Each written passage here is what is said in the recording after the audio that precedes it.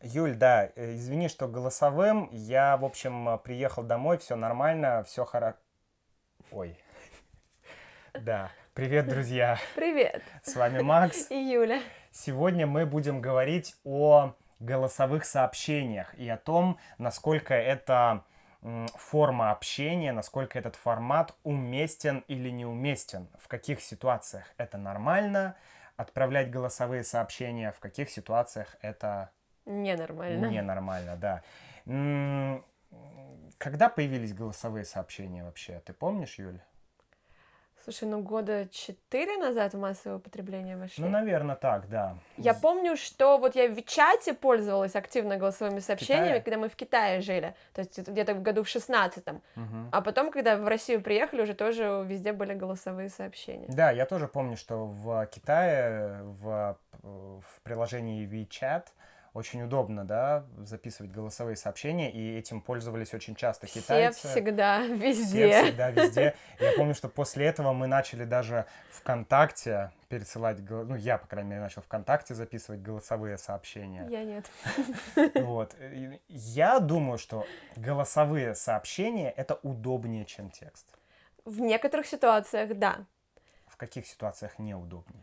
Ну, на мой взгляд, мне проще сказать, когда удобнее. Мне Ну, кажется, хорошо. что голосовое сообщение это форма общения, во-первых, между какими-то знакомыми, близкими людьми, это достаточно уместно, либо если вы прям договорились об этом. То есть ты должен сначала написать текст, а можно тебе написать голосовым? Можно мы будем общаться с помощью голосовых сообщений? Пынь. Да. Да ну нафиг. Нет, да. Нет, да? Да нет, Да наверное. нет, наверное. Нет, я считаю, что об этом надо прям договориться. Это такая форма вежливости 21 века, потому что прочитать можно гораздо быстрее, чем послушать. Ну это кому как, если там такая простыня. Иногда, ну, как я иногда делаю, если, например, мне нужно объяснить что-то человеку, я понимаю, что действительно это будет очень длинное текстовое сообщение, и проще проговорить какие-то моменты, тогда я могу записать действительно длинное голосовое, но я обязательно отправлю текстовое, где я напишу краткое, там, это об этом-то, или это не срочно, там про то-то, можешь послушать вечером. То есть ты еще помимо голосового сообщения даешь комментарии к тому, что это нужно слушать срочно или это нужно слушать не срочно. Конечно, мне кажется, это вежливость. А почему? Ну, не знаю, знаешь, мне кажется, тут какая-то более глубокая экзистенциальная такая проблема в том, что мессенджеры приучили нас мгновенно реагировать на сообщения. Ну, по сути, да. И многие люди это делают, но ведь это, не знаю, это, во-первых, это неудобно, это лишний стресс, и это какое-то, не знаю, нарушение твоего личного пространства. Ну вот смотри, у тебя раньше был телефон, тебе звонили, и, ну, тебе звонили реже, чем сейчас ты получаешь сообщения, да, Мгм. и если тебе звонили, а ты сидишь в туалете, да, простите, то ты можешь не отвечать. Ну, ты И можешь и все так не нормально. отвечать, ты можешь на сообщение тоже не Да, отвечать. ну то есть я к тому, что почему нужно обязательно мгновенно отвечать на сообщения? Это зависит от ситуации, конечно, не нужно, но если это сообщение, например, по работе, то предполагается, что в рабочее время ты должен быть на связи, и, возможно, у вас связь идет через мессенджер, тогда ты должен моментально реагировать на это. Ну а если на работе, хорошо, ты занимаешься работой, ты сидишь работаешь, да, и ты увлеченно чем-то работаешь, занимаешься, и вдруг тебе там каждые 10 минут коллеги что-то или каждые 3 минуты коллеги присылают какие-то сообщения. Ну разве это нормально? Нет, это не нормально, но это все зависит от каких-то индивидуальных ситуаций, от разных ситуаций. То есть, конечно, ты можешь не реагировать на эти сообщения мгновенно, но я даже не говорю о том, что эти сообщения нужно быстро прослушать, но, в принципе, голосовое сообщение от не очень знакомого человека я имею шансы вообще не открыть. Мгм.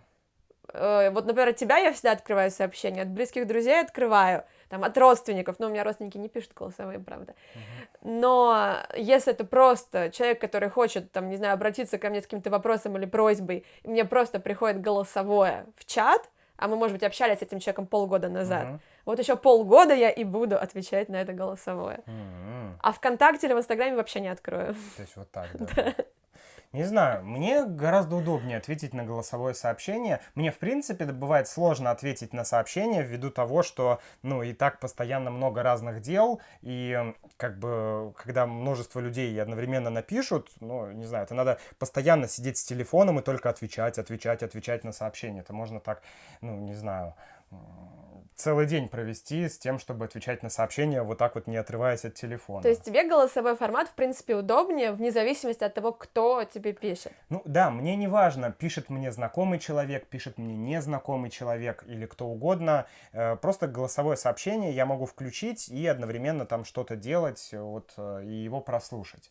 Я все равно прочитаю сообщение быстрее, нежели я его прослушаю. Ну, там есть X2 в Телеграме. Ты нажимаешь X2, и у тебя сообщение идет 2 раза быстрее. Можно так какую-то суть потерять. Ну, не знаю, может быть, конечно. Но мне кажется, это еще зависит от восприятия человека. Человеку удобнее, то есть это вот типа визуал или аудиал человека. Ну, это из же этой мифы. серии. Ну, я не думаю, что это мифы. Я думаю, что у разных людей действительно через разные каналы восприятия информация воспринимается Ну, лучше. удобнее, вопрос удобства. Да. Но ведь голосовое не всегда удобно слушать. Ну да, но также и не всегда удобно читать текст. Например, если я еду за рулем, то я, ну, вот длинный текст мне читать тяжело. Мне проще нажать кнопочку и прослушать сообщение. За рулем не надо пользоваться телефоном. Ну, это правда, но я имею в виду, что... Нет, это ты абсолютно верно сказала, но я имею в виду, что там, когда у меня заняты руки, я готовлю, например, еду или что-то еще вот я делаю, мне гораздо проще прослушать аудиосообщение. И мне кажется, что в аудио можно донести больше смысла, больше оттенков. Это чуть ближе к реальному общению, чем текст. Ты так не думаешь? Нет, потому что мне кажется, что, ну, опять-таки, если мы убираем близкое общение, да, где мы там просто рассказываем, как прошел день, как дела, или действительно хочется что-то обсудить, почему-то в сообщениях, а не по телефону. Но если мы уходим в какое-то профессиональное, там, или, ну, короче, недружественное общение, то текст, как правило, человека все-таки немножко дисциплинирует. Ты формулируешь мысли, ты ну, по крайней мере, я знаю, что у многих так, ты перечитаешь, прежде чем отправить. То есть, в принципе, твой посыл будет чуть более четким. Далеко не все люди способны сформулировать в аудио прям все четко, понятно, разложить по полочкам. Вот, в этом-то и проблема, что недостаток реального общения, да, взаимодействия с реальным миром, с реальными людьми, это как раз то, о чем я говорил в видео про работу мозга, Ну, что безусловно. людям сложнее выражать свои мысли с помощью рта, да, и поэтому люди пишут текст. Они знают, что они могут писать там маленький текст 30 минут. Это нормально. То есть вот эта привычка обмениваться текстовыми сообщениями через электронную почту, через мессенджеры, она, мне кажется, отучила людей быстрее думать и четче формулировать свои мысли. Быстрой реакции. Вот этой быстрой реакции нет. Возможно. Да? Не знаю точно. Просто мне кажется, что, ну, в тексте ты действительно сформулируешь свои мысли более четко, и это более уважительно для собеседника твоего, потому что пока он будет там слушать 3 минуты твоих, ну вот может быть, а вот в смысле, ну это ужасно, я не могу это слушать. Ну это ужасно, но с другой стороны, мне кажется, в нашем современном мире в любом случае, ну это чуть более близко к реальному общению, а мне кажется, реальное общение — это то, чего нам всем сейчас не хватает. Ну, многим, хорошо, так скажем, сейчас не хватает, тем более в период пандемии. Ну да, мы сейчас, в принципе, большое количество людей видим в интернете, в окошке Зума, на конференциях, да. Ну так хорошо, в итоге, как в общем в России обстоят дела с голосовыми сообщениями, ты думаешь?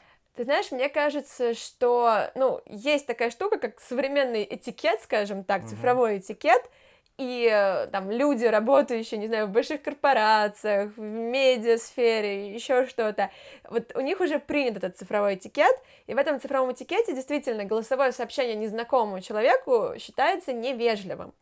То есть это скорее будет текст, либо это будет, ну, объяснение, почему это голосовое сообщение должно быть отправлено. В принципе, в профессиональном общении плюс-минус, как мне кажется, так и есть.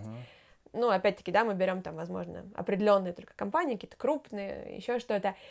А вот в целом, ну, мне кажется, что аудиоформат довольно популярен. Да? Сейчас. Как ты думаешь, в будущем аудиосообщения вытеснят текст или текстовые сообщения все равно останутся? Я надеюсь, что останутся. Я хочу, чтобы люди умели формулировать свои мысли, в том числе и в письменной форме. Да. Вот, но вообще, на самом деле, уже даже в Телеграме есть возможность видеосообщений. То есть это не видеозвонок, где ты онлайн с человеком, но ты оставляешь видео. То есть мне кажется, что все будет двигаться, конечно, в сторону видео. Да. Ну, может быть, аудио, да, аудио сейчас тоже популярно. Но, наверное, текстовые сообщения все-таки будут менее популярны в будущем. Ясно. Друзья, напишите, что вы думаете про голосовые сообщения. Да? Это нормально отправлять голосовое сообщение незнакомому человеку? Это нормально отправлять вообще голосовые сообщения людям? И чаще вы используете голосовые сообщения или текстовые сообщения? Да?